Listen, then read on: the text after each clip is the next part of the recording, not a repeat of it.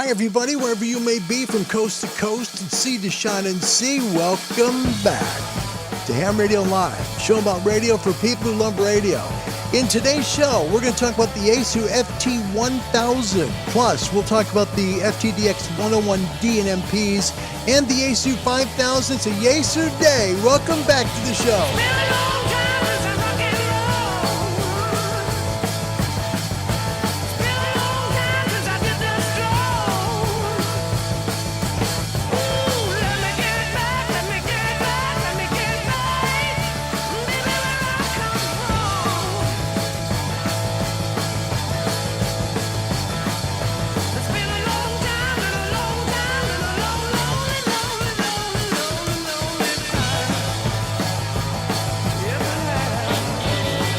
From their album Led Zeppelin 4.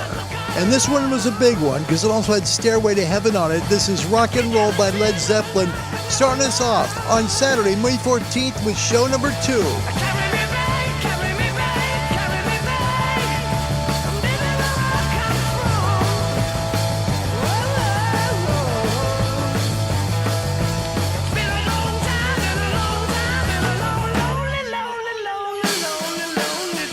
From wherever you're coming from around this great world, away we go. Hello, everybody. Welcome back to Shack in Oregon. My name's Larry. My call sign in amateur radio is Kilo 7 Hotel November. Welcome back to Ham Radio Live. Today is the 14th day of May, 2022. It's great to see you guys today, and it's an honor to the show, a second show. Great show with Vance Martin earlier. I want to thank Vance for what he did today. November 3, Victor Echo Mike, thank you sincerely for doing such a great job and doing it really well, my friend. Vance Martin, thank you. Mark's on the air. If you've ever wondered how to do it or want to know how to do it, just any of it, he was good. He's really good at it. So we're grateful that he was here. Thank you again, Vance. The whole passion of what we try and do is to help you find your way in the door to amateur radio.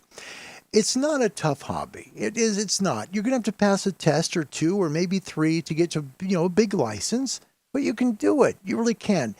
The main point, in my opinion, is to have the desire to. I really mean that. If you have the desire to, you have the power to.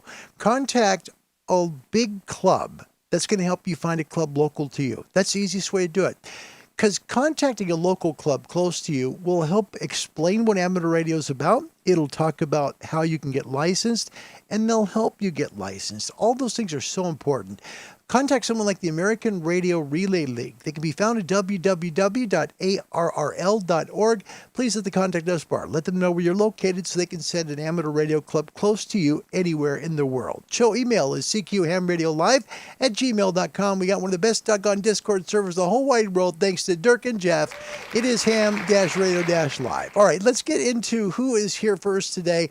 And scrolling up, way up, way up. The first one that came in here, and this is true, he comes from an unknown location. And we know he's a ham, but we don't know his call sign. In fact, it has been suggested in some circles that his call sign is simply 1. That's it, 1. So, the Smoking Ape, first one in, and this is the 10th time he's done this. He said, it's too easy. Ape, for you, here you go.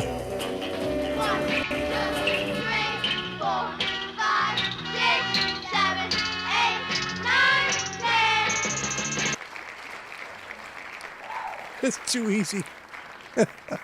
10 times. Amazing. It is an honor for me to be your friend. And I mean that. He's a really nice guy. Really is. He has his own YouTube channel. Plus, he produces things for that. Plus, he does coffee and ham radios on Saturday and Sunday mornings. I love today's. Today's really good. In fact, I'm going to replay it because I'm trying to build my first mobile shack in my van. So it was the perfect subject for me. If you missed Coffee and Ham Radios this morning, just replay it. Seriously, it's really good if you've ever want to build your own radio, your own mobile shack right there in your vehicle. It's a great show. Ape, you guys really nailed it today. Well done. Great show. Really was. Thanks for coming today, too. Also, Winan is here. He is all the way from Africa. I want to welcome you, Wine, and thanks for coming back all the way from Namibia, and it's great to have you. Roger and Molly are here. Hi, Roger. Kilo Juliet 7, Juliet X-ray. I could have it wrong, but I'm trying to remember, buddy. I'm sorry. We're getting a lot of folks in here now. William is here. Hi, William. William's one of my favorite people in the whole wide world. He really is. November 5, Echo Victor Victor. He's the one that taught me how to say Namibia. He really did. It's pretty sad in Larry's life, but that's the way it goes. Dang, I just can't get in first. Too much. OM juice. Oh, well, it's okay. It's good to see you. Winan's playing with the emojis now. We got to keep him away from the emoji machine. No! Winan, it's okay. Andy New, thank you for saying the like button. That's nice. Mike 7, Charlie, November, welcome.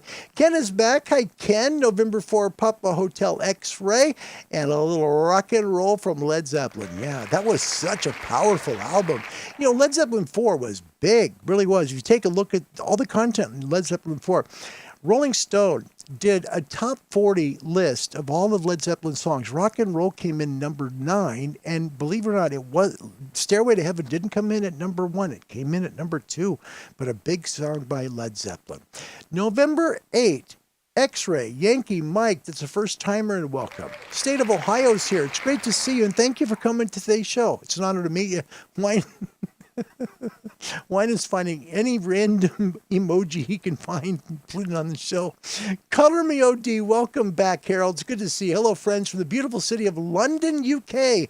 I've been away and finishing up a vacation. Great to catch the show. Harold, it's great to have you here. Thank you. Thanks for coming, man. Patty Roach is here, 2 Echo 0, Tango Whiskey Delta. Patty, 2 shows in a row. I'm grateful you're back. Thanks for coming again. It's good to see you. And Patty, thank you. And I think so much the guest makes that so a good show, right? I sent a quick little email to Vance to thank him for it because he really did good. He really did. Catching up here. Andy knew the exams are on. Yeah, here it is. This is a great point. People who might want to get their license, right? The exams are not designed to make you, to stop you from passing. They really aren't. They're there to help you they're going to help you pass. Sorry, I had a little noise in there. I didn't like it. Continent number 1234 is here. Glenn Stevenson, welcome. It's good to see you, Glenn. Thanks for coming. It's good to have you. Doug, oh my goodness. Hold on a second. Ladies and gentlemen, listen to this. Just passed my extra test about an hour and a half ago. Ladies and gentlemen, welcome to Doug, Kilo Delta 2, Victor Tango Zulu, Slant, Amateur Extra. Congratulations, Doug. You did it. It's well worth it, man. You made it. And you know what's great is that the work is over now. There's nothing more to do. You keep those frequencies as long as you continue to continue to re-up your license, man. I think right now, getting the highest license you can is so important. And what Doug just did is so cool. And it's really not to a point where you can't pass it. You can. A lot of people just are so worried about taking that extra test here in the U.S. Don't, please, I'm an extra. You can do it too. Doug, congrats again. That's a nice accomplishment. Well done. Yep, Slant AE did it. Robert Varner here. Good info on Parks on the Air. I always try to make contact with Parks when I hear them. Absolutely. It's pretty cool. By the way, we do have this news bulletin just came in. Winan from Namibia is now accusing the ape of cheating. The ape is laughing because, gosh darn it, it's just too easy. Oh, the fun we have at this channel. It's pretty fun, you guys, isn't it? It really is. William from Jacksonville. Larry, you sure he's a ham? That call sign 001. I'm pretty sure. Yeah, I'm pretty sure he's number 1. It's just a 1. All he has to do. When Ape goes on the air, what he does, first of all, when he walks in the room, right, his radio automatically turns on for him. He presses no buttons. I don't know if you know this. When the ape does this, he simply does his thing. So when the ape comes in, right, let's picture this all in. He walks into his ham shack, right? Radio's sitting right in front of him, and it just comes right on. It's kind of like he just goes and does this, right? Let me just show you real quick. Get an idea of what the ape does, okay? He just comes right in, radio turns right on, and everything just seems to work brilliantly for him, and that's the way it works for the ape. He doesn't need a microphone either, no. And it's not on Vox. The radio knows what he wants to do. If he wants to do FT8, just looks at his computer, fires up, and starts doing FT8 on the frequency he wants as well. Plus, if he wants to then go to sideband, he simply thinks sideband. The radio changes everything over, and it immediately goes to sideband. That's just how good the smoking ape is, doggone it. That's exactly what it's about. Oh, gosh. It's fun. Good to see you guys. It really is. It's funny to be here. It really is. We got some great guests coming, by the way. Really do. Next week, coming up on the 21st at 1900 UTC, this is going to be cool. Michael Werner, he is actually the state of Alabama state liaison director for the ARL for people with special needs. And he's going to come talk to us about special needs amateur radio assistance. This is great. So if you know somebody who might have some special needs and maybe wants to maybe learn a little bit more about, things that can help them and stuff like that, Michael's going to talk about that. Kilo Fox 4, Bravo Oscar Golf, coming up Saturday. I'm really honored he's coming because this is a show that really warms my heart. So, Michael, thank you for being here for that. Then Charlie joins us in the afternoon. So it's double play Saturday again next week, doggone it. Yes, we are. November, Juliet 7, Victor from the biggest ham fair in the world, Hamvention. He's going to be here about 21:30 UTC talking about how things are in Xenia, Ohio. We're grateful to have him. Speaking of Xenia, this guy's going to be there. Tim Duffy, K3LR, live June 11th, 1900 UTC, talking about his ham career and contesting. Look out for that. It's going to be a good show on June 11th. Please join us for that with Tim Duffy. It's going to be a great show. Before this weather turns out to be really, really ancient, I better get to it. But first, the question of the day. And this is an interesting question. I'm interested to hear your comments on this. Ready? Here we go.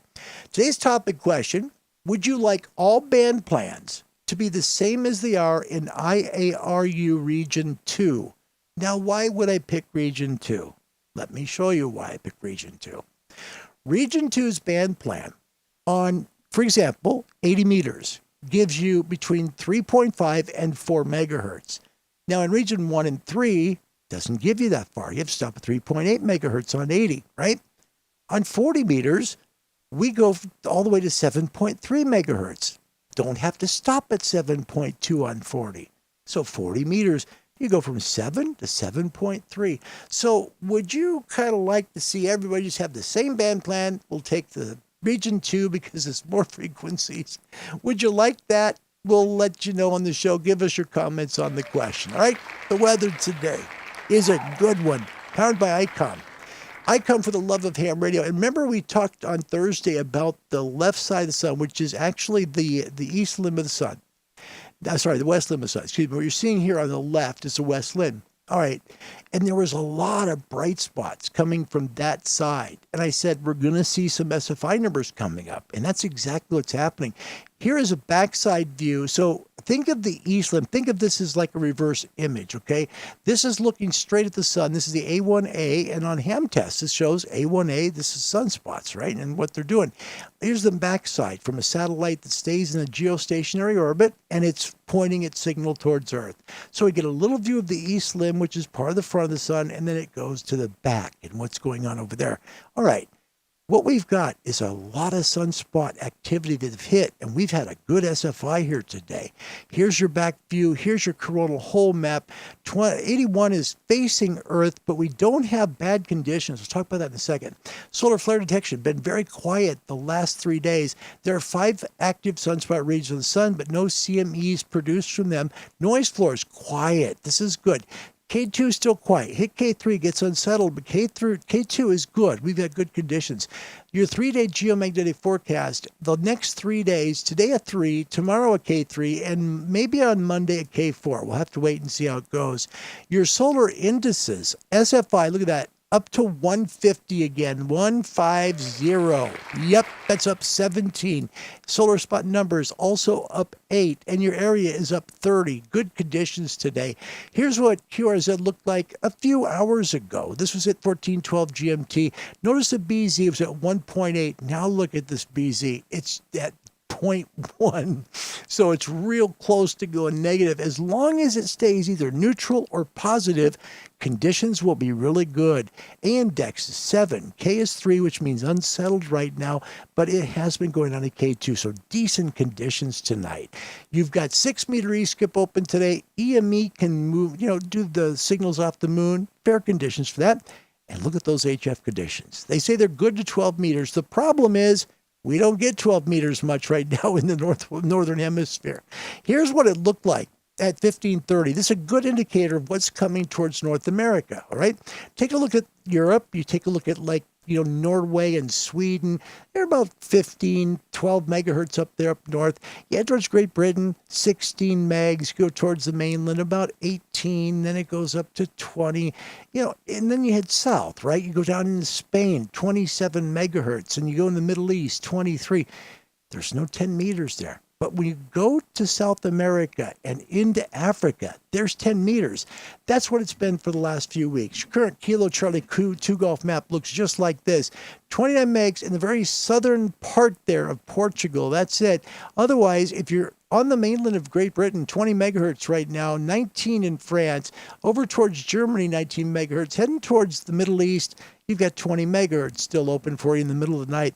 In South America, still holding on to 10 meters in Rio de Janeiro and heading down the coast. Here in the North American continent, look at that, 22 megahertz down in southern Texas.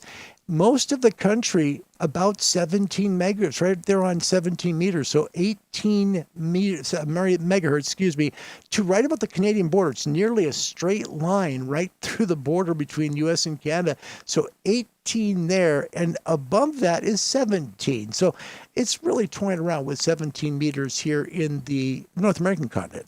Heading towards the beautiful country of Australia, the Gold Coast, 17 megs, heading towards Perth, 16. So good conditions in the south. See, and this is what's going on. Tropic to tropic, and even southern hemisphere still working 10 meters.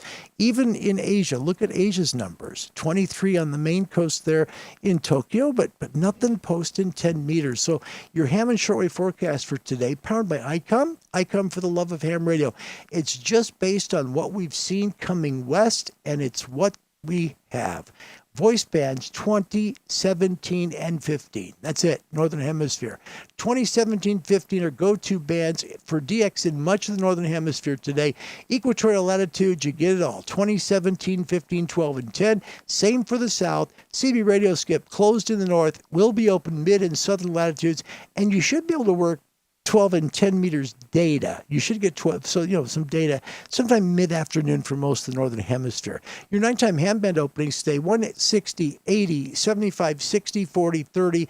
Best DX is going to be on your maximum usable frequency at gray line, then go down to 20, work it till it's not workable anymore, and then go to 40. You'll make some great calls. Shortwave bands today, during the daytime, 31, 25, 22, and 19. Shortwave nighttime, 120, 90, 75, and 60, 49, 41, 31, and those will be quiet tonight. We've had K2s and K1s, but, I think even with a K3 right now, good noise floors for shortwave listeners. Then you go above that area of 31 megahertz there, 31 meters, and you go to 25, which is similar to being about 12 megahertz. So 25 meters, going to be quieter, 22 quieter yet, and 19 quietest of all. You'll hear that, by the way, 19 meters, which is typically a daytime band. You'll hear that in the Northern Hemisphere about now after sunset. The signals fade away. Your ham solar forecast 6. It's just not a good day in terms of being able to work good MUFs, but we have a good SFI, and that means the bands that you can work will work very, very well today, and we shouldn't have as much QSB as we normally have on the bands. There you go. Oh, boy. Let's catch up with your comments, and we will do our best to catch up with you. And I thank you for coming to the second show on a Sunday. Thank you for being here. Look at this. This is great. Dragon Master 360 Plasma. This is regarding Smoking Ape. He just needs his license to kill. That's brilliant. Dragon Master, you got a great mind. That's awesome. Woohoo, party time. Congrats, Doug. Yep, congratulations on getting that amateur extra. That is so cool. Welcome, Dirk, our super moderator here. Whiskey 9 Romeo Delta Yankee, getting them links and everything. Thanks, Dirk, for doing that all the time. Man, you're good. Mike, still driving all the way from Jacksonville to South Carolina. Be safe. Thank you for being here, Mike, and enjoying the ride. I hope we help you. Have a little fun today. Kilo Golf 2, Mike. Be safe on the road. Anders Kyle, Lehman Bravo 3, Bravo Juliet, our good and brilliant antenna builder in Norway. Welcome, buddy. Good to see you. A very happy Saturday evening to you there. Yeah. Andy knew I was second, according to me. According to you, that'll be fine. Thank you, Andy. Mike 7, Charlie. Dirk, we were hanging out in the after show party voice chat on Discord, and we do that after the show. I just couldn't get there. It's funny. We have this area beside our house. It's rocks, just rocks. Easy to take care of, right? Until the weeds come in, you pull them. There's a problem. We have some yellow racer gardener snakes in that area, and Karen's like freaking out. She's like, don't touch that. I don't want to see that. I don't want to see that. It's funny. Kevin, welcome. Kilo Zero, Kilo Lima Bravo. Excellent video. Dude, that video with the Gilligan's Island theme was so stinking funny. Thank you for doing that. That was great. If you haven't seen it, go to his channel. Kilo Zero, Kilo Lima Bravo. It's really, really good. Really good. Anders from Norway. Yep, Larry, live when we come back here. That's what we do. Just head back over to Discord and have some fun. We really do. Winan from Namibia. I was first, so was celebrating. Well, we'll celebrate with you. I tell you what, here's what we'll do. Wine, just for you. Hold on. Just for you. We're going to do this, okay? We're going to give you a first too. How's that sound? Here you go. Now, whining can be first too. There you go. Rodney, welcome. All the way, again, Netherlands here. It's Holland. Pop Alpha 9 Romeo Whiskey. Always great to be here with you. And he's a good guy on Discord, too. It's fun to be with him. Aaron Lutz, welcome back. Always a pleasure. I was close. Kilo Juliet 7, Lima X-ray. Oh, Raj, sorry, I missed it. Sorry. And Rodney, don't worry about missing the streams. I don't ever expect everybody to be here. I just don't. Yeah. Andy, you never play Stairway in a music shop. You may be escorted from the premises. Really? Really? It's a classic song by Zeppelin. Yeah. Scott, from the north side of the tracks in Boston, New York, welcome. He says, hope everybody's A-OK. Skull sign, Kilo Charlie 2, Charlie Alpha Delta, welcome to the show. It's good to have you. We're grateful for Doug. Isn't that great? Amateur Extra. That is such a cool thing. It really is. William, and the same goes for playing House of the Rising Sun. No! Jeez. Oh, boy, here we go. Michael, there he is. He'll be here next week on the show. Mike, good to see you, buddy. Yep. Kilo Fox 4, Bravo Oscar Golf. Yep. We're talking about hams with disabilities and how we can help them and what's available for them, too, which is kind of cool. Doug, now he just passed his amateur extra license, which for new people who may not be in amateur radio, that's the top license here in the United States. So what it gives you is the ability to use all the amateur frequencies allocated for us in region number 2.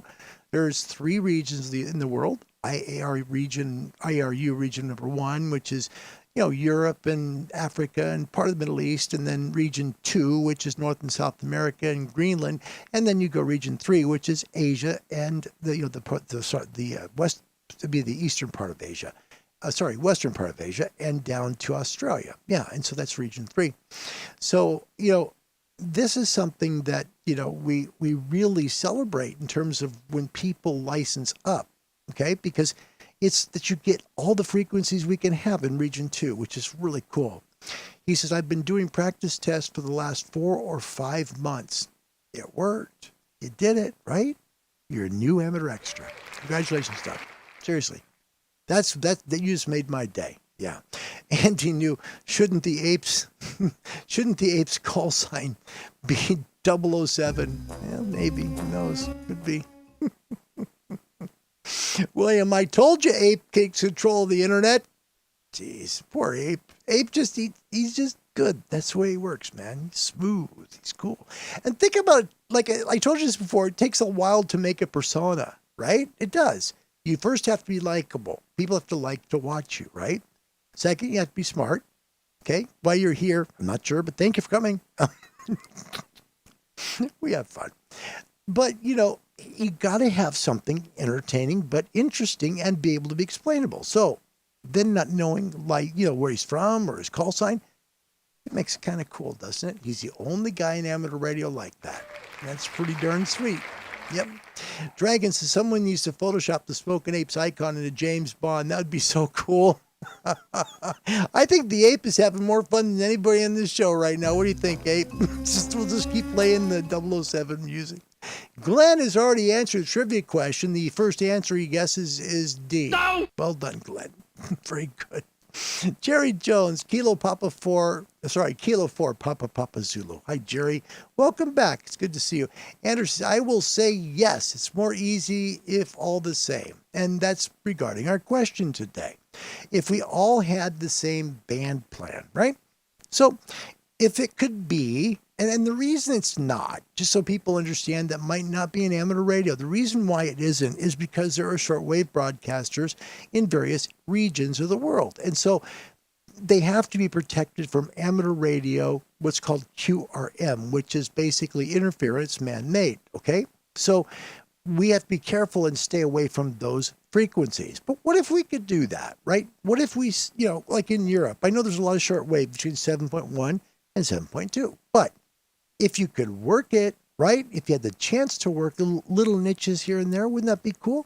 I think it would be, And what's interesting is Anders in Norway says, yeah, I will say yes. It's more easy for everybody has the same. It's interesting, right? Plasma Store, that's William. We should really get Kevin, November 7, Kilo Sierra Whiskey on the show someday. I'll look into that. I'll try. I've sent out a bunch of invites lately. We'll see how it goes. Golf Zero, Foxtrot, Victoria Tango. We have some nice allocations in the UK, like 4 meters. There you go. Yep, that's true. So you'd lose 4, right? You would lose 4, but you'd have 6 still. So there you go. Think of it that way. It's more an HF thing. It really is, because UHF, VHF's the same. Yeah. Steve, Mike 7, Indy Whiskey Hotel. Yes, all the same band plan makes sense. Again, this is just HF. That's all we're talking about. Wayne and Wilmerans, yes, I missed out on good events, but there's still some AM QRM up here. And you know what, Wayne? It's okay because, I wish I could have got my license sooner. I really do. I'm trying to catch up with yesterday, but I can't. It's just impossible. So make the most of what you got. That's all you can do. Dirk, thank you for the link. Jeff says I'll be checking in from Dayton as well. How to share lots of pics and video. Please do. We'd love to see that. And might be a problem with 7 megahertz. There's lots of commercial stations above C, 7.2 to 7.3. That's where a lot of shortwave is. Yep. And that's why we have to be careful of it. Whining, especially all radios, including 500 hertz and 60 meters, instead of fiddling with hacks to open up radios on frequencies. That's an interesting point, isn't it? We have 5 channels on 60 meters. That's the thing. And what a lot of people may not realize is they're there for a reason. It's because shortwave is there. And you have to be far enough away from those stations and make sure you stay far enough away that those are there. But what if we could all just be on the same bands? That'd be cool. Patty Roach above 7.2 has Chinese commercial radio. Yep, shortwave. That's it. That's why it's the way it is. Welcome to Ian Justice. Welcome, people. Papa Alpha Zero, Romeo November Hotel. Always a better show when you're here. Whining in Namibia, I have very bad conditions. The fastest YouTube has been 8 seconds, and I'm in second. LOL. My gosh. It's okay. You did good. Welcome back, WECB 640, Boston, Massachusetts. How you doing? Mama always told me not to look into the eyes of the sun, but Mama, that's where the fun is. No! Yeah, Larry was never a singer. Welcome here from the Boston area. It's nice to have you. Thank you for coming. Let's see. Jerry Jones, WEC. You will miss the Calliope crashing to the ground. There we go. Now we're starting to go into Blinded by the Light. Excellent. There you go. Beautiful stuff. All right, guys. Let me see. Golf Zero, Foxtrot, Victor Tango. Cat is getting spammed. Oops. Don't worry about it. We got it. We're under control. Rodney in Holland, we had some suffering with bad conditions of noise today, and now 40 and 20 are nice. See, it's just a little time. It gets there. It gets there. Dirk, thanks for the link to Kev's channel. That's really good. Yeah, really good. And Roger was first on the second stream. No, on my end, actually, Ape was first on actually both streams. True story. Yeah, he was. He was first on both. He was first on both. Can you believe it? Rob in Los Angeles, thanks for being here, mate. It's always good to have you. Also, Dirk is our special agent moderator. Well, I don't have extra music for him, but I have Ape music. There you go. That's funny. Yeah. Wayne from Namibia, 7.130, 20, and 140 commercial AM radio. That would be shortwave, even so low in Africa. Yeah, that's still shortwave. And it's just the way it works. So, yeah, that's the way it is. Jeffrey Porter, Portland, Oregon is here. That's my hometown. Welcome. Considering the house sound PRAS in the shack. Excellent product. Love it. Yeah. MFJ makes a similar product. They both have the same kind of things. It focuses on the mid-range of your voice. It really works, and it makes a big difference in how things sound. We're going to talk today about, because we had a request for the Yaesu FT1000, right? The old 1000. And it came in different flavors. You had the 1000D, had the 1000MP, and the 1000 Mark V field, right? And the Mark V field had 200 watts. Since then, the MPs have all been 200-watt radios. So we're going to do a Yaesu day today. We haven't done a Yaesu day in forever, so today is your day, Yaesu fans. So we're going to talk about the Yaesu FT1000, and I'm grateful to do this. It goes down to Hayden's channel down in VK land. A great review on a very special radio by request to be done on this channel. And by the way, hang on, we're going to come back with a good segment on the Yaesu FTDX 101D and MP, some special tips and tricks that just might surprise you that also are on their super hit radios too. First, the 1000 MP by Yaesu. Okay, to find a volume control. There's a lot of knobs and dials on this radio. This is the FT1000 MP. These were popular. These are very, very popular. And this is a spotless example. Speaker, radio, it is just spotless. And it is really, I get a little bit sort of excited when they are this clean. They really are just a credit to the previous owner when they've been kept so clean. And we're just listening on 40 metres again. Look at these signals today. Let's have a bit of look up the band back where the ZLs and the European guys were. Look at that. Your signal says 59 to 59 flash. My name is John. Yaesu Radio Bravo. Echo Alpha 3 Alpha Kilo Papa. Over. Okay, and that's John. John runs just the odd OptiBeam. He's got quite a station over there in Espanol. Lovely guy. So, just so you know, he would definitely be one of the stronger stations. So even the IPO, we're just not knocking him back much, are we? A little bit, but we'll attenuate him. That's 18 dB. And for people who aren't Yaesu people, IPO is intercept point optimization. Think of it like a preamp. That's how it works for Yaesu. Attenuation. Only knocked him down to S9. Okay, so why did people love the FT1000? Why do I love them? Why does anybody love them? Look, I've always loved the Yaesu range of radios, but I've got to say, from pretty much the 1000D onwards, they really made some magnificent radios. And this is just a really good example of, just exactly what they're capable of. This is just a fantastic signal. I've heard John stronger, but not much stronger. Okay, I'm going to stop here because I don't want to play this video too long. This has been requested a lot. The 1000 is very different than the 2000 or the 3000. The 1000 is pretty complete, and it was also extremely popular. What you're looking at in this part of the radio, on the left side, of course, top, you see the power button. But then below that, the first knob, that's for your automatic gain control. You can switch it from off all the way to auto. And then you have your mic and processor gain right there to the left is where his fingers are.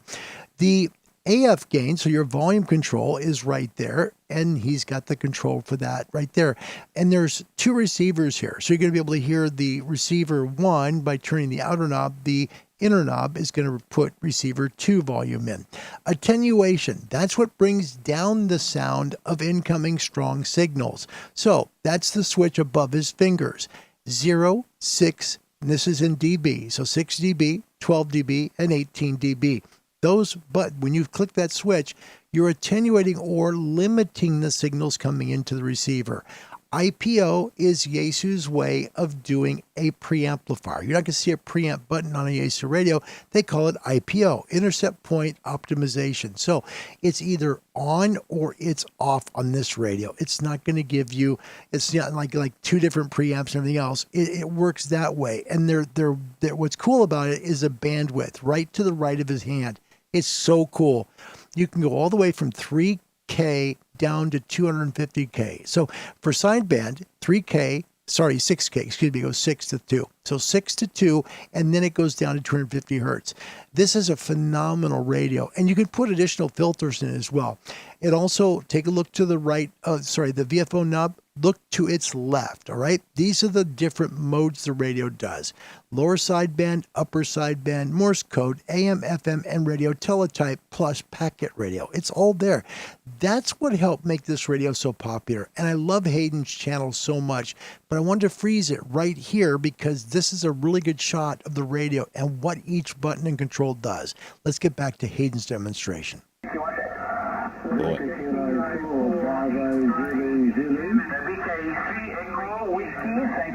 Okay. Anyway, I'll just turn him down for a minute. So basically 160 through to 10 meters, and so no 6 meters. You could get a 6 meter module that was a standalone that used to sort of sit about here that could go onto the 1000 range. But 0 to 30 megs, these things were fantastic. They had a automatic tuner inbuilt just up over here. They've got 2 noise blankers. They've got just, look, you know what, we'd be here for a long time if I was going to go through every feature. But they, as you can see, are just fantastic. Now, the MP, just as a revision, the Mark V was the 200 watt version. The MP was the 100 watt version. And what we'll do is we'll just sort of check that it's getting its 100 watts. Just have a quick look. Okay, we'll just have a bit of a quick look there. Just hit a bit of the carrier, smidgen under 100, just pretty much what I'd expect. Let's have a look. Just changing bands here. What am I on there? Am I going to get carrier there? 98, 97. It's not too bad. Keep in mind, we're not on PEP at the moment, so pretty much what I'd expect from one of these things. And that's Hayden down in VK land, and I'm going to put a link to his definitely great YouTube channel. Hayden has tested, I think, just about every radio ever made, and he puts them on his YouTube channel. And it's well worth a look. If you don't see maybe one you like, just keep scrolling down. You'll find some great stuff on his channel, okay? Hayden does great work. What I loved about my Mark V, which was a 1000, I love the 200 watts. That was great. The radio was very sensitive and selective. It was a very solid radio. I love to have the 2 VFOs, okay? It's different to have a radio that doesn't have a waterfall display because I like the second VFO to monitor a band I may be interested in working. For example, if I'm interested in 10 meter openings, I like to have the waterfall on 10 while I'm working 20 or 15 or 17. It's nice to see if maybe 10 all of a sudden starts to open up, right? If you've got this radio, you're not going to see that, but you can hear it by having the second VFO up. Again, 2 receivers in this radio. The MP was not a 200 watt radio on the 1000 series. This is where things before, the 2000, this is where they, changed everything. At the 2000, 3000 and so forth, well, the 3000 didn't have an MP, but I'm just saying 2000, the 5000, the 9000, those things, when they were MPs, they had more power. That's what it was. It wasn't that, and that's not what MP stood for. MP was actually the person's name who helped to start Yaesu. It was in honor of him. So the radios itself on the 1000, they were very, very popular. The 2000 didn't get as much love as the 1000 did because the 1000 was such a complete radio. The 1000 was made in 3 iterations, the D, the MP, and the Mark V Field. But the Mark V Field was the only one that came out with 200 watts. Let's take a look at a recent ad for one of these, okay? This was also listed on eBay. It's an MP. He wants $1,200 for it. And I believe, actually, hold on a second. This might be a Mark V. I think this is a Mark Field. So he's got 2 FTDX 5000s, and he's got this radio as a second. The only option he's installed was a TXC, and that should be TXCO, not TXCD. But it gives you an idea of what these radios go for. And I haven't shown them like for a first radio because it's so expensive. That's the problem. It's, you talk about $1,200 for a new radio, and it's not new. Things to look out for on this radio, like any radio that's built in the early 2000s. make sure the radio's been gone through, at least that you know the capacitors aren't leaking, because that's a problem with this radio. It can have capacitor issues. Make sure that the mains still fire off really well for your transmitter. You're getting, close to 100 watts on the D and the MP model, and the Mark V is getting you close to 200 watts. It's a really phenomenal radio. I mean, this thing has ears, and it's got great connectivity in the back for multiple antennas. I think you can't go wrong with the 1000, whether you get the DMP or the Mark V field. It's a great radio. It's just, can you afford that for, a radio that's that old? Because we're talking, it's like about 20, 22 years old now. So, good radio, though. Let's honor somebody from the channel. This is my favorite part because we get to spend time with you. This is Thomas C. Smith. Yep, sounds like he's just a normal guy, and he is, but he's a great guy, and he watches the channel, and I am honored that he does. Kilo India 4, India Golf. He's from Chatsworth, Georgia, and where the heck is Chatsworth, Georgia at? Let me show you. Look at it. Here is Chatsworth, Georgia on a big old map of the United States. As we zoom in, you see it's pretty close to the good old-fashioned Chattahoochee River. There he is. Well, way down yonder on the Chattahoochee. So in terms of Georgia, he's way over in the northwest corner of Georgia. He's right there at the far north border, and that is where he lives, and we're grateful he watches his channel. This is what it looks like in Chatsworth. Nice little community there where he lives. And here is his location towards Atlanta and Chattanooga. In fact, he's closer to Chattanooga, Tennessee, but he's pretty close to the beautiful Chattahoochee River. Let's take a look what it looks like in town. That is the main courthouse building. Here is it from the air, and look at this. There is the Chattahoochee River. It's really, literally all in the state of Georgia. And if you want to see a little view there from maybe down on the ground, there's the Chattahoochee River. So we want to just thank our dear friend Thomas Smith for watching the show. Kilo India 4, India Golf, thank you very much for watching Ham Radio Live. Part of the family here. Thank you, buddy. Thank you, Tom. Wow. Yep. That's my favorite part. Love to share the people that watch the channel and share your stuff. Today, Discord stuff is going to be fun. I hope you enjoyed that. And again, the FT1000 was such a powerful radio, really was. What it provides you, whether you get the DMP or the Mark V, you're going to get a really good receiver. It's a phenomenal receiver. It really is. And by the way, lots of love to our moderators out there. Good job today, guys. Good job. We got good mods here. Jeff, November 4, Pop Oscar Delta. Always wanted that rig back in the day. Had the Yaesu logbooks it had on the cover. Oh, yeah. Good stuff. Glenn in Australia sold my 1000 MP a couple of weeks ago. Can you believe it? I bet he loved it. Wine and my friend got a 1000D like that radio. They're very cool. Very great radio. Our friend Andy New from Bristol, he says, I dream of radios like these. Lots of knobs and buttons. And what I like about it is lots of control. I love to have control of a radio. That's pretty fun for me. So it's pretty special.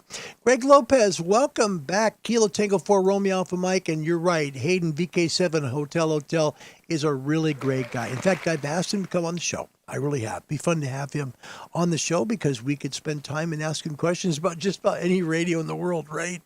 And he knew they're all bricks without a good antenna. True, but you can put multiple antennas on that. Have some fun. And yes, Dirk, it was VK7HH. That's Hayden. Yeah, did a good job with that video. It's good.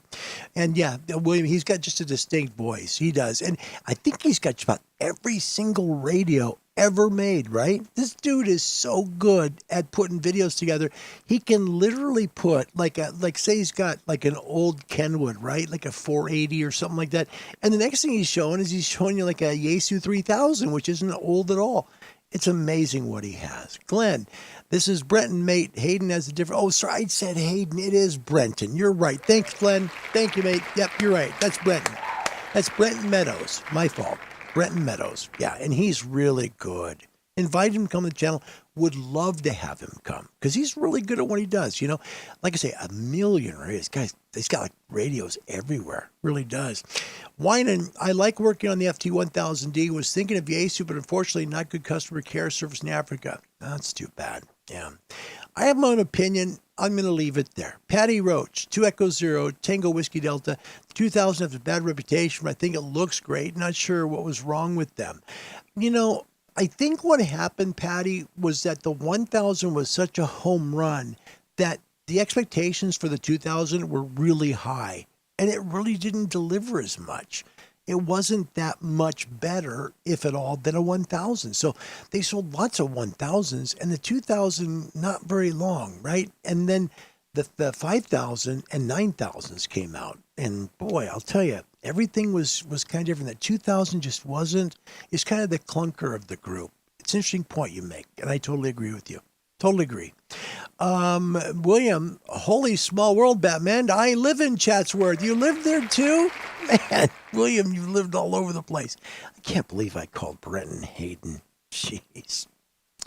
Larry's getting old. Mm-hmm. Andy knew you used to do this song when I was gigging. Yeah, that's a good song. Chattahoochee's a lot of fun. And that's just right by Jeff, an hour and a quarter away. Beautiful river. Just a beautiful river there. Catch you up with your final comments and move on to the next thing. Kev used to dance that song with his sweetheart through country music. That's a very, very good song. Truly is. They caught up? I think we got. And like Jeff, that's it, Jeff. I think they pushed the bar too high. I think the 1000 was just so good. Okay, think of it this way, right? The 101, Delta, and MP are thought of as excellent radios, right? They're number one on Sherwood. They're way up there on the ARL QST reviews, right? Well, what do they come with next? You see, because it's got to be really good to beat the 101s. That's going to be interesting, won't it? That's the way it was back then with the 1000. So the next one that comes after the 101s, it'll be very interesting to see how well they're received. Think of it that way. Worked out pretty good. All right, let's check upstairs. The Angry Hams. We'll find out how they think the show's going. Hopefully, we're doing okay today. Well, every week this show looks better to me. Every week your eyesight gets worse. Of course. The Angry Hams. You never, just I'm waiting for a good report. By the way, a great game right now. 65-60. North America's in the lead. That's amazing. All right, this one's going to be 10 points for North America. It's going to be 5 for outside because folks in Norway and Europe are here. All right, first question.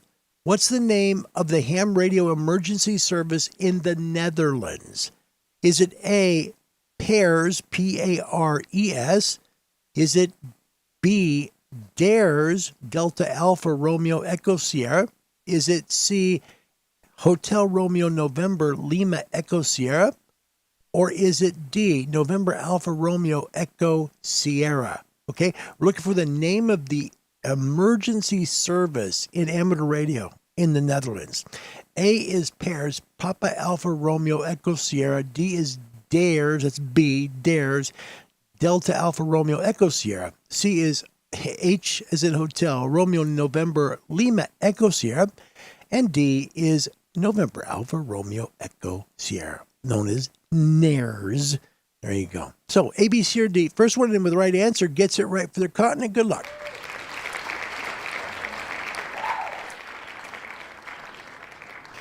Okay, scrolling up to everybody. First one that came into my channel, we got my computer. We got William from Jacksonville, November 5 Echo Victor. Victor, one of my dear friends. He has B, Delta Alpha Romeo Echo Sierra, also known as DARES. He got it right. Look at that. All right, 75-60.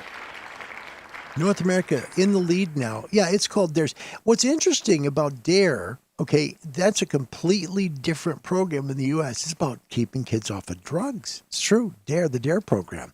So, yeah, DARES is the emergency ham radio service in the Netherlands. Also answering that one, Tom in Bahrain by way of UK has D.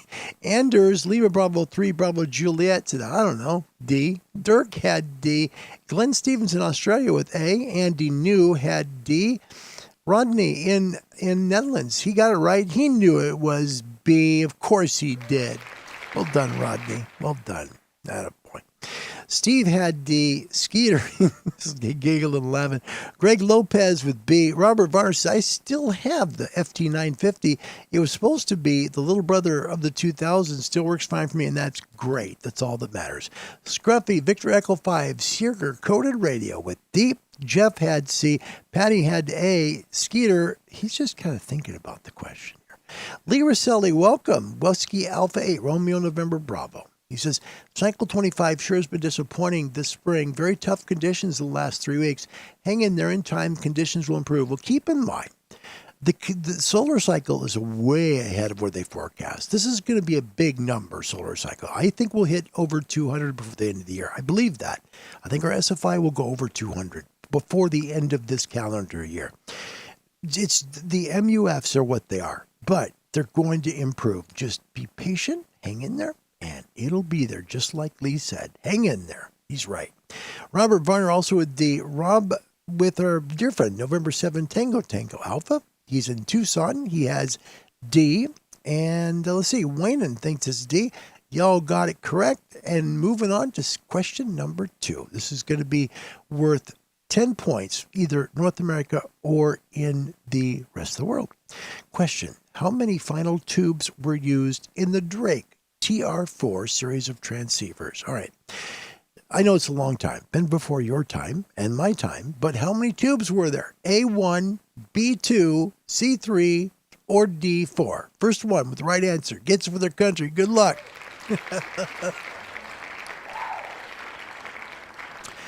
Yes, the good old Drake T4. I know we all have them. And I realize this is one of those radios that everybody in here has got one of those Drakes. They're just, they're beautiful radio, and we all have them. I get it.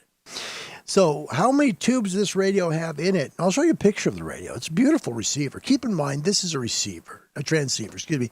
But what's cool about it is it's just got a really cool look to it. So let's see if we get this right. A, B, C, or D. And whining, then not D. Perfect. Well done. Okay. Oh, boy. Dirt. B was my second choice. If we could just get a second choice, right? Yeah. Glenn Stevenson, Netherlands should change it to A, then I would win. There, so we can change it. There you go, Glenn. We'll do that, mate. All right. First one for the second question. Jeff, out of Eastern Tennessee, November 4, Papa Oscar Delta. He guesses B, 2. Oh, you're close. Oh, you're so close. Scruffy, out of our beautiful Australia, Victor, Kilo 5, Sugar Coated Radio with D. Man, you're close too, but you're not there. William, oh my gosh. Could he go 2 for 2? November 5, Echo Victor Vicar answers with C. He is right. Got them both today. Oh boy. So what this means, all right, what this means is if William can get the first one right tomorrow and then the next one right first before anybody else, right? He'll have the record of 4 in a row. We're halfway there, William. Congrats, man. And by the way, that puts North America in the lead now, 85-60, but world, don't despair. You have many chances to play and to win as well. Glenn's had 2. Andy with 2. Anders, he said, I'll go with S. Well, S was close. We thank you for that, Anders. No! Dirk with D, Anders with A, Greg with B. Steve, confused how YouTube lets things go on. That's okay. We don't show them on the screen because we don't care about them being here. The more the merrier. Bring them on. I'm ready. I'm so ready. Come over here, you guys. That's a knife. Exactly. Oh, boy. Winan had B. Patty had B. John with B. Rob with C. Our other Rob in Tucson, he's got B. Robert Varner C's my guess, and you got it right. Jeffrey Porter from Portland, I was told this is where I go for the free sandwiches. Well, there's another line just to the left. No! Yeah, the left. Just move just one channel left on the channel changer for YouTube. Just do that. Yeah. Winan with C. Also, we've got everybody's guessing C, which is pretty good. And William, looking strong, going for that record. That a boy. There you go. And William, yeah, you should pair the radios. Let's look at one, okay? Because this is what these look like. This is Drake TR4. This was a very popular radio. Really was. It was really solid and very well received in the amateur radio world. Look at this. Isn't this beautiful? This has that 50s and 60s cool look to it. This is the Drake TR4C. Isn't that something? That's a beautiful radio and part of our history, too. Imagine finding one in this kind of condition. That is the Drake TR4C. It is a beautiful radio. Absolutely. All right. We got lots of fun for you now, folks. Remember, the question of the show today, would you like all band plans to be the same as they are in IARU region number 2? Now, why would we pick number 2? Because people might ask that. Why does it matter? Why did you pick number 1? The reason for it is region 2 has the most frequencies available for it. You see that? Especially on 80 meters, right? We don't stop at 3.8, we go to 4. And then on 40, we go all the way to 7.3. Now keep in mind, this is just simply a hypothetical question. Would you like them all to be the same, where everybody had the same ham bands and basically that was it? Would you like it to be that way? Let me know in the comment section. We'll make it part of the show. All right. Let's have some fun. We're going to honor our folks here from the Discord channel. Remember, we have an awesome Discord server. We're gratefully proud of it. I mean that. I am humbly proud to be a part of this thing. Find us at ham-radio-live on Discord. It is so much fun to hang out with y'all after the show, and we enjoy spending time with you guys. You guys are really the heroes of this, and we thank you very, very much for being here. So why don't we say we'll get right down to that Discord channel and take a look and see what the heck is on there, because there's a lot of good stuff. If you go to the main page, just what you're going to look at. Then you go to the next page, you're going to see all the other options, and it's time to start the music. There we go. Discord, Ham Radio Live, here we go. This is Dirk's brand new G90, good-looking radio. Eamon Azar, beautiful shack right here. Look at this. Is that beautiful or what? Got that beautiful tube out there on the right. Here's another view from Scruffy, Victor Kilo 5 sugar-coated radio. Just for fun, made a desk mic, Yaesu mic with a TV stand. Scruffy, you're my man. Love it. I love it. Looks great. Also, look at Scruffy's stuff. This is beautiful. He's got a Yaesu FTDX 10 sitting there. He's got a nice little VHF radio. Good looking. Look at all the stuff. I mean, take a look at all the little radios he has everywhere. It looks like an FTM 400 too. Nice work, Scruff. Here is his CB radio, and look at more of his monitors. That's pretty good. Here's his little pig on top of his FTDX 10, and look at that. This is his real shack. Let's get that green. That's his shack. That is his right there. And then look at that. Look at that little area there to the right where he's got all that little stuff in the cabinet. Look inside. Is this beautiful or what? Look at all this stuff he has inside that cabinet. Is that beautiful or what? All those radios. Wow. Scruffy, this is beautiful stuff, man. And there's his antennas. Look at them. 1, 2, 3, 4, 5, and 6. Plus, we've got another one right here. And notice the twin line feeder there. Indy. He's got some stuff coming up, but we also have stuff from Charlie. Is this gorgeous or what? A beautiful Arizona sunrise when he's doing sodas on the air. My gosh. Charlie, thank you for this. November Juliet 7 Victor, picture of a beautiful Arizona sunrise. This is stunning stuff, Chuck. Thank you, man. Wow. Sparks, this is our boy Spike down in Montana, November 1 Alpha Quebec Hotel. This is a lookout for his new QSL card. Looking sharp, buddy. Dirk, look at this. He's got the bookends, the 9700 sitting there, and then he's also got the, look at that. You see the two he's got? 7300 and the 9700. He's got a little tiny radio wedged in between, but they're not complaining. It's okay. No! Yep, everybody's fine. Then we go over to Martin. Look at this. This is a neat story. He contacted his grandfather on this very radio. Martin did. Pop Echo 9 Tango India Golf. He gave the radio away to a new ham. Then he got the radio back. Once that ham got a different radio. Martin, that was a well-done thing as a smart guy and a good guy to do that as a good ham. Good hams do that. Rodney, Pop Alpha 9 Romeo Whiskey. Way back in the day, this was my first ham radio. It shall be missed. Take a look at that Yaesu. Is that beautiful or what? And then there is the beautiful FTDX 10 sitting on the bottom. This is Jim, Whiskey 6 Julia, India Mike, his first ham station, 10 Tech Scout, and a Yaesu FT50 Romeo. Nice work, Jim. Steve in the UK, Mike 7 India Whiskey Hotel, says, favorite by default as first and only radio, but I've really enjoyed using the G90. As long as you like it, that's all that matters. Also, Tom was on a little excursion. Look at this, by the train station here in the UK. This is Tom in the UK.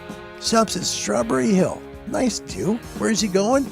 Martin Lynch and Sons. Look at this. Not only Tom go to Martin Lynch and Sons, he got the grand tour. Look, they got a beautiful, that's a Chiramazzoni loop outside. Plus, they've got a directional. You see the vertical sit on the roof as well. And inside, here's Tom taking a look at all the inventory. He goes around and takes a look at their antenna selection. Look at this place. It's inside of Martin Lynch and Sons, Europe's ham radio store. Take a look at that. Wow. Tom outside, and look at this. The Kenwood 890S and the 990S side by side. That's beautiful. Wow. Here's a little work from Anders, Lima Bravo 3 Bravo Juliet. That is his antenna. Look how stealthy that is.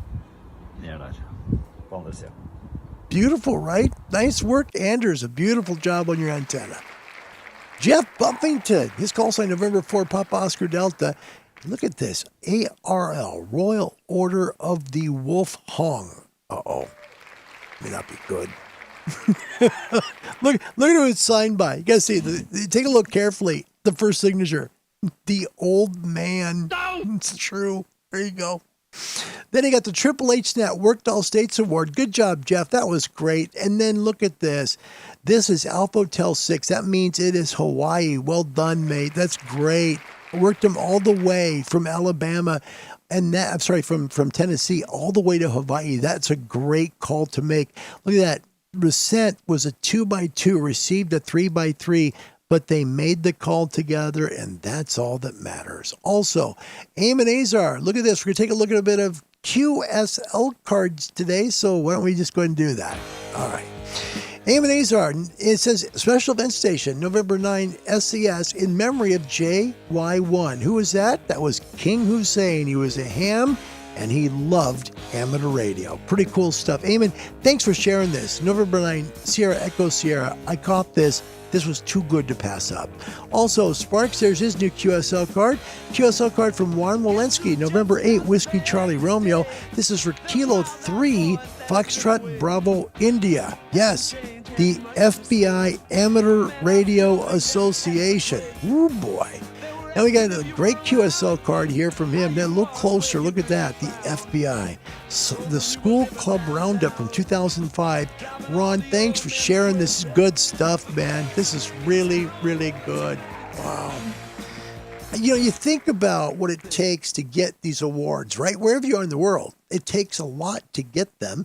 And I love Jeff's, the one for the Alpha Hotel 6, because that's Hawaii. He's working Hawaii all the way from eastern Tennessee. That's phenomenal. As long as you can hear each other, you make the call. It's a good call. You did it, and that's amazing, because that's about 9,000 miles. No, because from here it's about 2,500. At about about 5,000 or 6,000 miles. Jeff, nice call. Let's look at your comments, and we're going to look into 101, and I'm going to show you its similarity to the Yaesu FTDX 5000. I really will. Should be interesting. I hope you enjoy that segment. All right, let me catch up with your comments, and we will make it all part of the show. Let's see. Anders Carr, remember some thumbs up for Larry if you like what he does, so people can see what he does. Anders, thank you. That's very nice. And yeah, with the matching speaker, it was definitely awesome to have that. Greg, the days of that transceiver were very, very good days. Drake was such a big name in amateur radio. Imagine losing ICOM, right? That was Drake. Drake was quality. It was like the very best, and it was well built. It was expensive. That was Drake. Boy, what a great company. Really, really great company. Tom, band plans, yes, but not by shrinking it. Yeah, that's what I'm saying. Make it like the U.S. is, where you have more frequencies. That's all. Dirk, thank you for giving us the Discord link. That's good. Hang out with us after the show. We'll have some fun. Jeff says, wish I could find the scum running. Yep, having fun. You know what? I get a kick out of it, because to me, it's a whole bunch of fun, because they don't get anything, and they try so hard, bless their tiny hearts. Think of what it takes to do that, right? Mom, where's my peanut butter and jelly sandwich? No! Boy, really successful in life. William, I'm going to say no. It's more fun to work the contacts. Listen on one band, transmit back on the other. Yeah, it can be. Absolutely. Yeah. I love I love being able to hear, being able to see like 10. I do. I wander 10 a lot in the FTDX, on the 7610. I do. I look at 10 while I'm working another band because I want to see if it's opening. If it's opening, I'm going right to 10. It's just too much fun. Yeah. And Rob, Thin Lizzy, that's fun to play. Yeah. The boys are back on Discord. Yeah. Every time Larry says Scruffy, who lets a dog out, runs through my head. That's brilliant. William, that's funny. That's funny as heck. That really is. And Scruffy, that's a great collection, man. Seriously, what an amazing collection. How do you figure out what you want to use? Seriously, you've got an amazing gift. Wow. A lot of stuff that what's cool is he didn't sell stuff. He kept stuff and he collected more stuff. I think it's pretty cool. Plasma Straw, that's William in Jacksonville. I want to visit DX Commander. He's a really nice guy. You'd like him. He's a good guy. He's a really good guy. And yeah, this is a good point. Robert Verner, Heathkit had some interesting ham equipment long ago too. And they were also a label of quality too. All right, let's take a quick look at tuning in. And this was my request. We had a request from,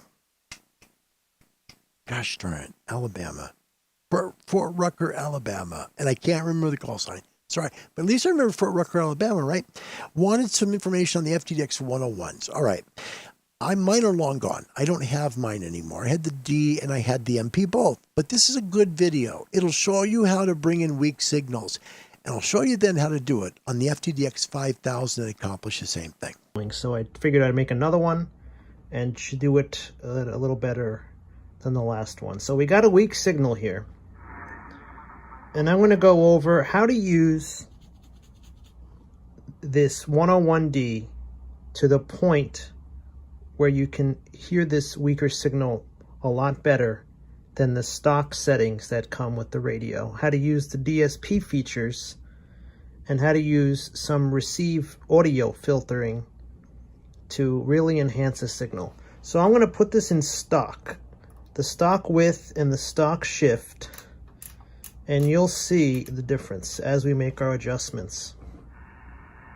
So here's a 4 Sierra 7 Juliet Lima Maritime Mobile Station again on 14325.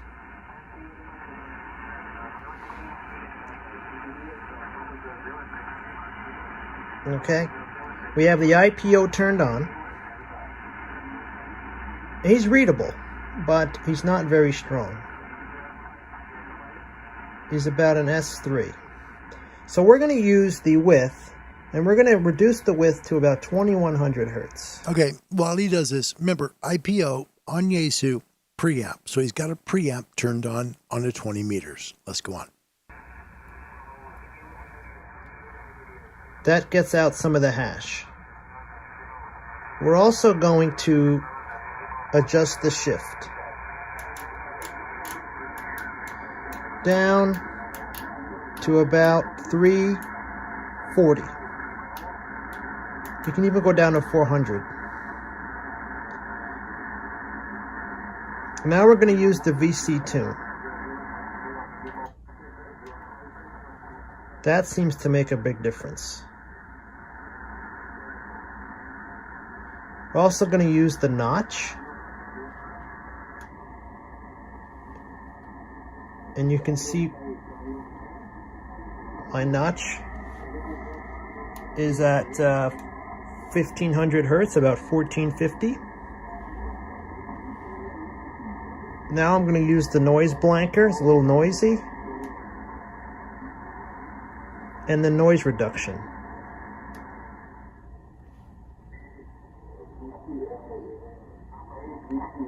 You might need to use the VC tune adjustment a little bit and make it a little more fine-tuned.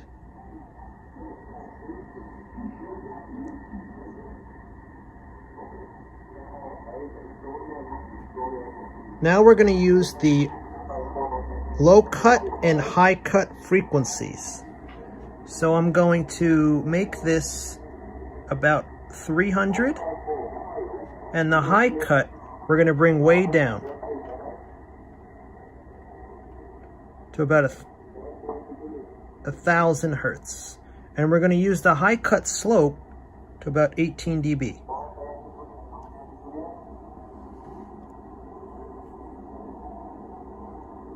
So we really zeroed in on the signal here. Now you might want to, you can play around with this high cut filter, high cut frequency, depending on the person's voice. Might need to make it a little higher.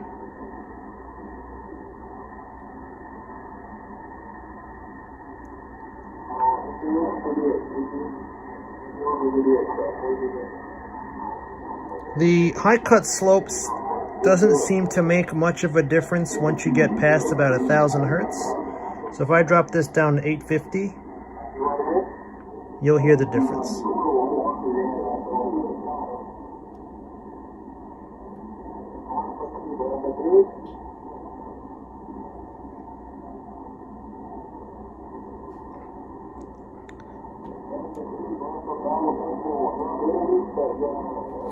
The noise reduction Here how it's come is up. at 5.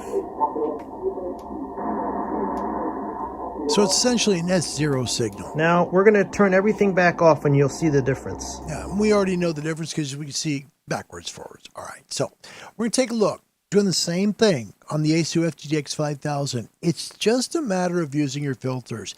Now, this is how I worked the Netherlands with an S9 signal that was literally 3K to the right and was splattering, and I had a good S7 beside it. But right in the center was a guy from the Netherlands, and I worked him. He was S0. Amazing. Let me show you how it works, okay? Let's get to the FTDX 5000 radio, and it's a phenomenal, this is like my baby, okay? So let's take a look at it, hopefully have some fun with it a little bit. All right, so we're going to find a weak signal. I'm going to turn off a little bit of backlighting so you're not hopefully seeing too much, and we'll try and get a little bit better view of it for you here. So on the 5000, let me give you some audio. This is coming off the 5000, and someone had brought up a point about the Heil parametric. The Heil is connected right now. Let me find a signal we can listen to, and I'll let you hear the difference.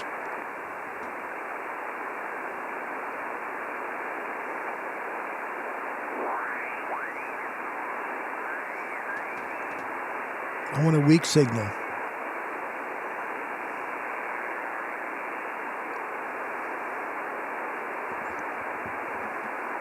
And I know it's choppy, guys. Hang on.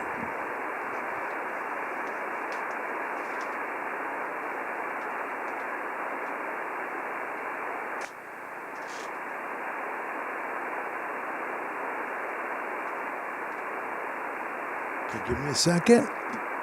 Just a second. We're going to switch cameras.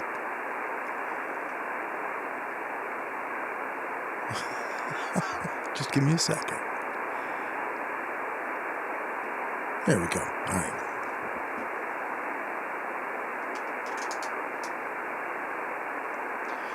I'm going to drop out the other camera here real quick.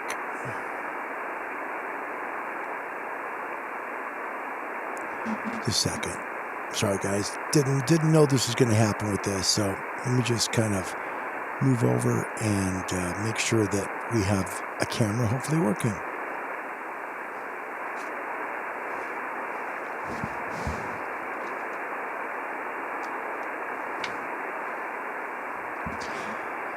Okay.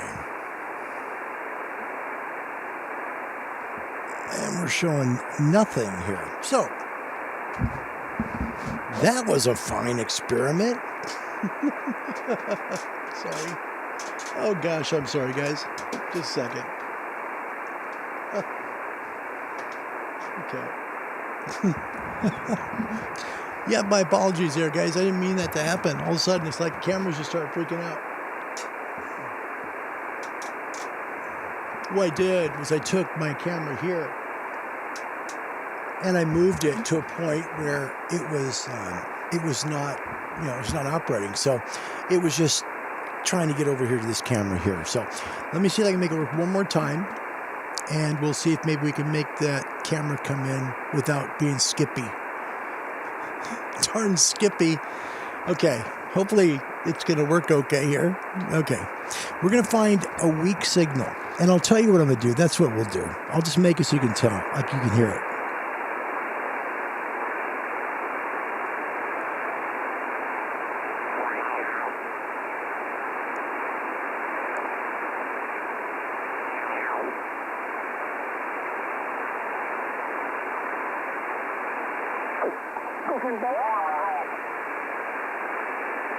Okay, just a second.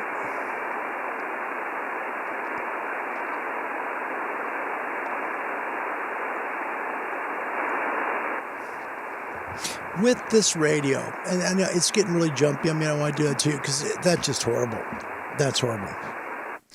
With this radio, with the 5000, you can do the same thing as the 101's. They're built in a way, because I've had both radios. They're very similar in how they're set up. On the right side are your DSP controls for both radios. They work very similar. It's just that Yaesu has VC tune on the 101D and MP.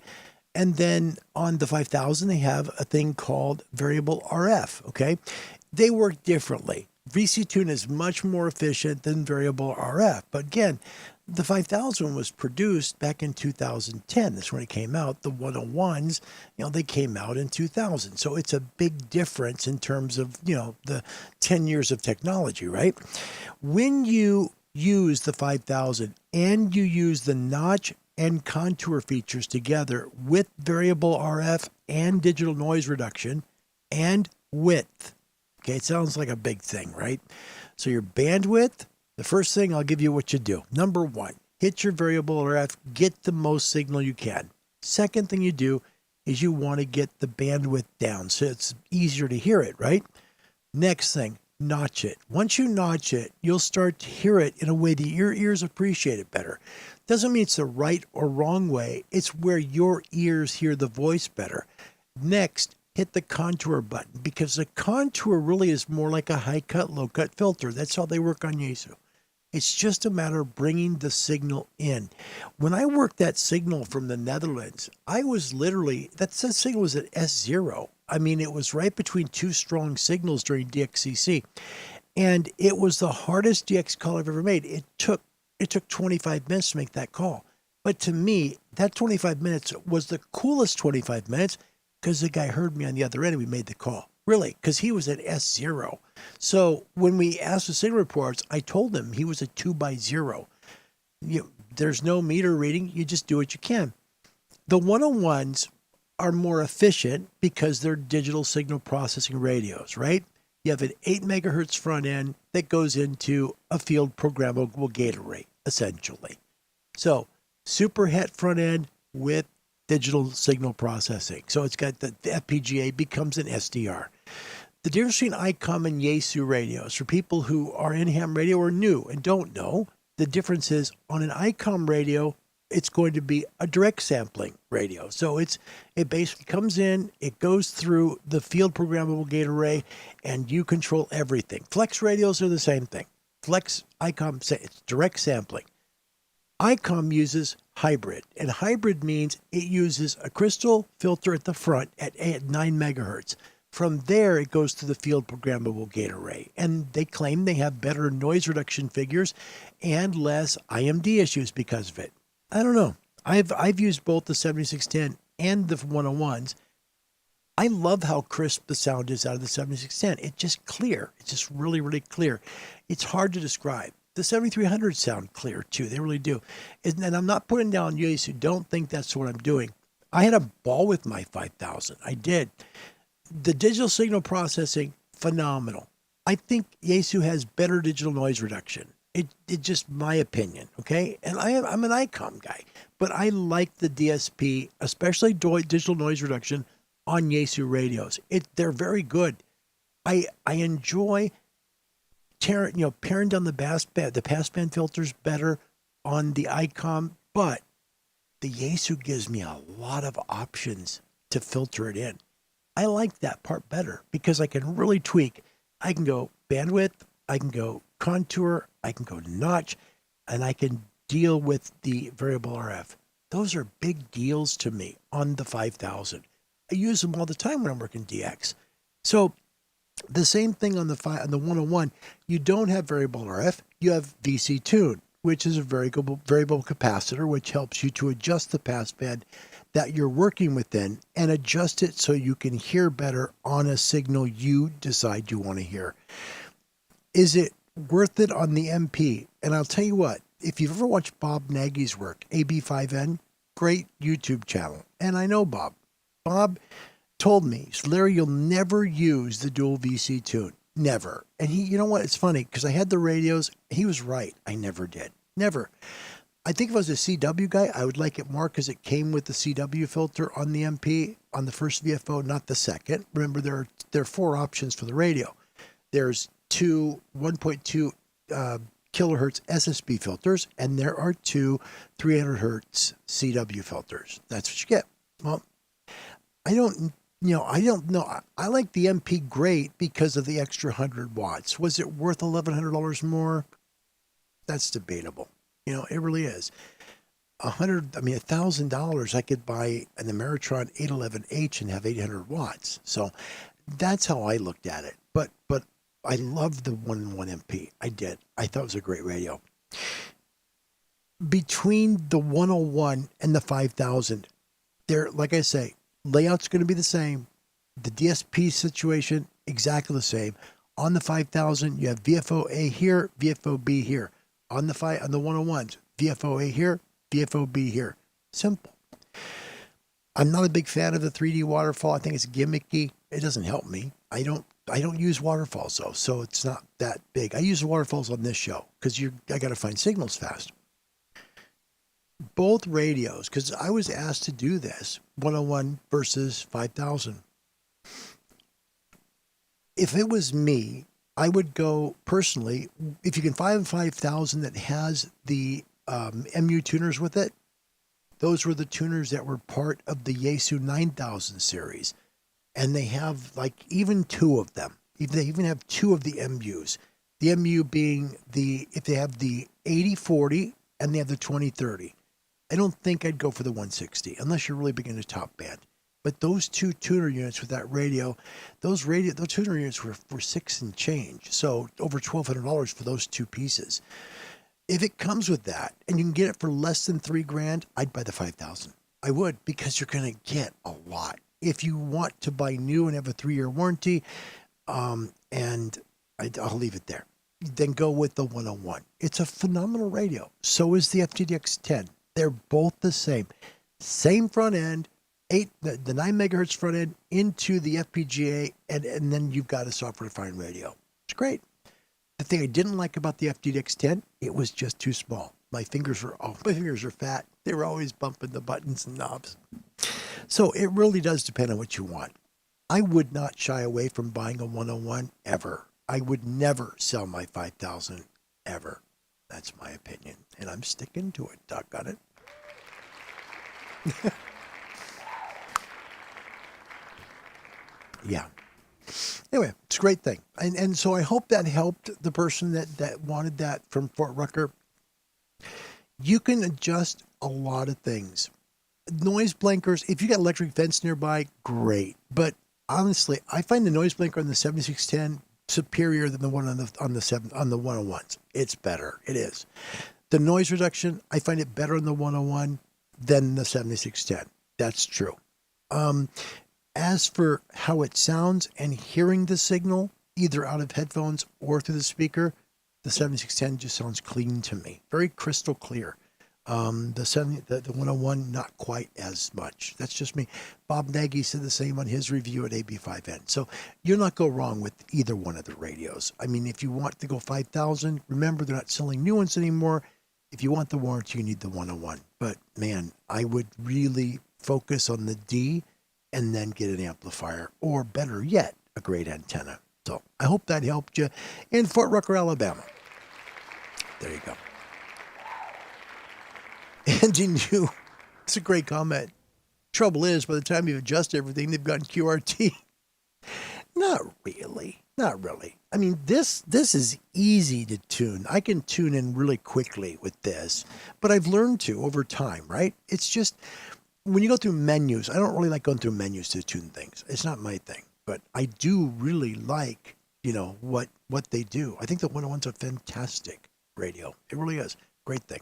Jeff, VC tune, is it only on the FTDX? What? Yes, it's only on the 101. Yep, 101D or MP. How it worked, Jeff, is that if you buy the D, you get VC tune on VFO-A. If you buy the MP, you get the VC tune on A and B VFOs.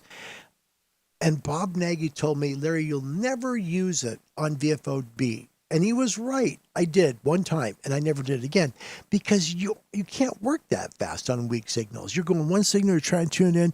The second signal, you're not worrying about VC2. You're trying to make the call on the first VFO, right? So I never used it on VFOB. I didn't. Now, if there was two people working the radio, that'd make a great deal for me. I'd love that.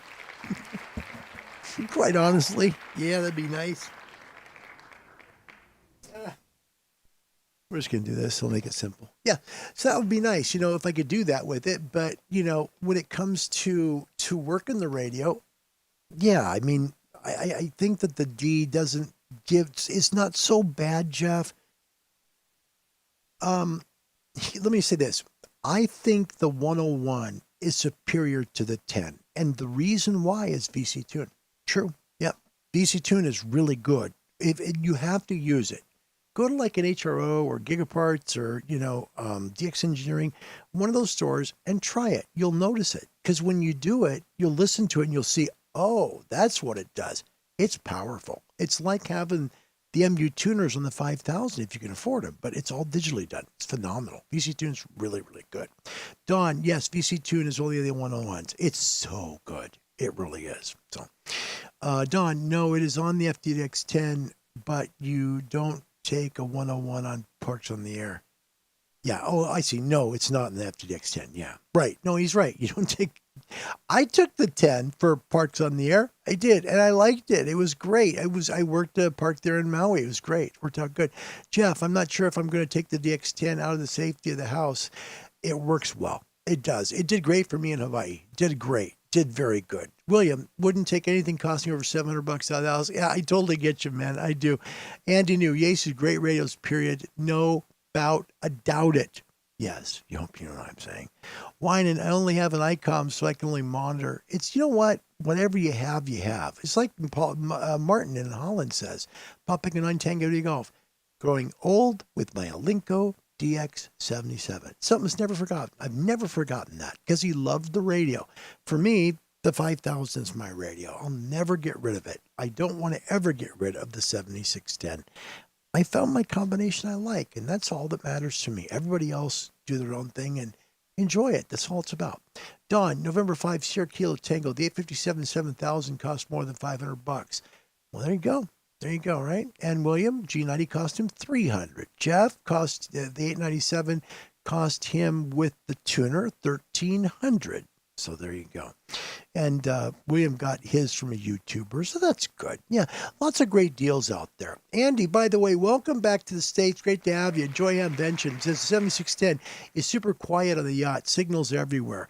What I think is different between the 7610 and the 101 is my opinion, and that's it. But I can tell you, without any additional digital signal processing, meaning the HIAL is not connected or the MFJ signal processor is not connected to the radio, right? I'm just hearing the radio out of the antenna. The 7610 sounds crisper and cleaner and easier to hear than the 101. It does, in my opinion. Clear. Very clear. It's really good. Just really, really good. Dirk, I'm hoping to get outside and play the G90 tomorrow. I hope you do too. It's good. Anders, modulation is great on the Yaesu FTDX 10. Many people told me when I spoke with them. Yes, that's one really good thing with the 10. The 10, like the 101, has a similar type of transmitter system in it where if you pump it up, which this is important, when you get that radio out of the box, because I had two of them brand new, right? First one was the same as the second one. I was hitting voice peaks at 20 watts, and I was fully on a resonant antenna. I couldn't believe it. So I put my mic gain up to, mic gain was at 65, compression was at 70. And I got great audio reports, and all of a sudden, my needle was just giving me pep, close to 100 watts again. But out of the box, I don't know why they didn't do it. It's weird. Maybe they've changed that. Possibly they would. WEC B640 out of Boston. Dear Santa, if you're reading this, I really like an Anon 7000 DLE Mark II. That's great. That's funny. Yeah. Andy, he says he's running an Oscar Mike 4000 here. Never went over 1.5 kilowatts. You just don't need to. You don't. You just don't. Yeah. You guys, the key is find a radio you love and hold on to it. It doesn't matter who makes it as long as you like it. I have an ICOM and a Yaesu here, and I love both of them. That's all that matters. Wendy, welcome. Florida, good to see you, buddy. Oh, it's good to see you, Wendy. She says, I agree. Yaesu's are great radios. Recently, I had the opportunity to use a Kenwood 950S digital, a 30-year-old radio. What a radio. The built-in tuner would tune a whole band. Yeah, and you'll see, like on the 1000, that had a wide tuning range. It really did, but it is what it is. It's really good. Wendy, great comment, and I love the fact you added the tuner. That's good. Thank you for that. Pete Sorba, welcome. Nice to meet you, first-timer, and welcome to the show. We always give applause to first-timers. Welcome, Pete. How does Kenwood compare in audio quality? Phenomenal. Best quality in the business. I think Kenwood, most people tell you the difference in sound in Kenwood radio is really superior, and it is. It's great. Great audio on Kenwood radios. Great audio. How does it compare with like a 7610? I think the 7610 sounds just so crystal clear. It's like Bob Nagy, AB5N, again, called it digital Windex. I've not found a better term that's better than that. He's right. It sounds that way. But I love Kenwood sound. I've had a 590 SG twice, and I've had a chance to have a play with the 890 and the 990S, and they're phenomenal radios. Gosh, they sound good. Oh, man. Good question, Pete. You'd never go wrong with a Kenwood. Yeah. Patty, thank you. I must see, what are we at? A minute. We got hour 30. Holy crud. No! Wow. Don, I know the only radio I ever had with trouble was the 7300. The overdrive lights came on too off. Oh, boy. That's not good at all. Not good at all. And let me just get through the final comments, and we'll call it a day. By the way, Spike, good to see you. I'm new to ham radio. I haven't even learned all that my 991A can do perfectly yet, but I would love the FTDX 10. I love the 991A. I'm a big fan of that radio. I really am. It's got a decent front end for HF. It'll give you 2 and 70 centimeters. It's got good audio quality. Just don't look at the band scope. It's not worth looking at, but it's worth listening to. It's a great ham radio. The 991A is a beautiful radio. If you were to do the FTDX 10, you'll see it's about the same size, looks kind of the same, and if you have any sort of man-type fingers or stuff, you're going to hit stuff and keep changing the VFO a little bit. But it's a great radio. The 10 is very, very good. Got a great front end. The sensitivity and selectivity are very noticeably good on the 10, 101, MP, and D. They're very similar. Yeah, good point, Spike. Enjoy the 991A. Seriously, that's a great radio. What you have is a good radio. Winan from Namibia, ICOM, get it. I can only monitor. Okay. Well, hopefully you'll be okay.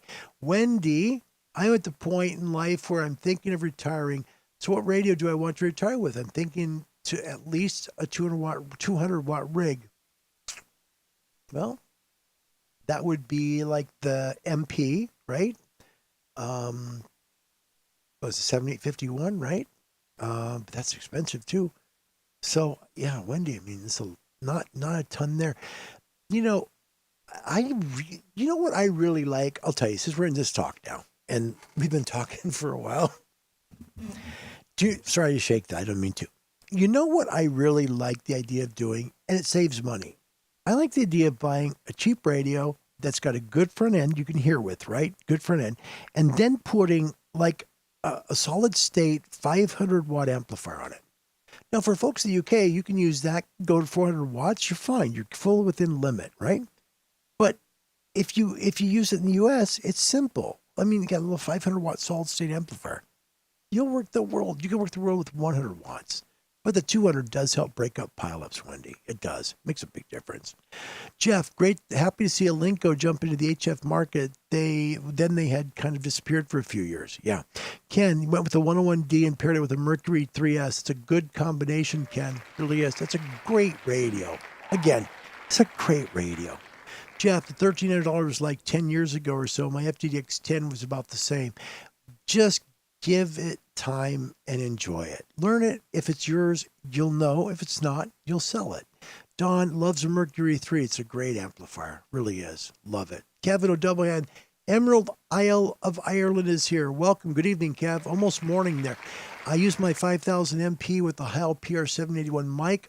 Always get great audio reports. That's good. That's good.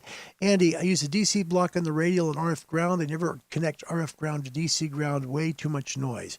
Yes. You can avoid so much. Self-inflicted wounds. It is. And it makes a big difference. And William, it's true. The Kenwood's the gold standard in sound quality. My stereo system was Kenwood. They make excellent amateur radios. Kenwood is beautiful on their amateur radio. Call that's Chris in the UK. I have FTDX 10 and 991A. Both are great radios. Both about the same size. Very similar. One's HF plus 70 and 2. 2 and 70. Yeah, great radios though. Tom, TS990, also 200 watts, but 100 watts is all you really need. Yeah.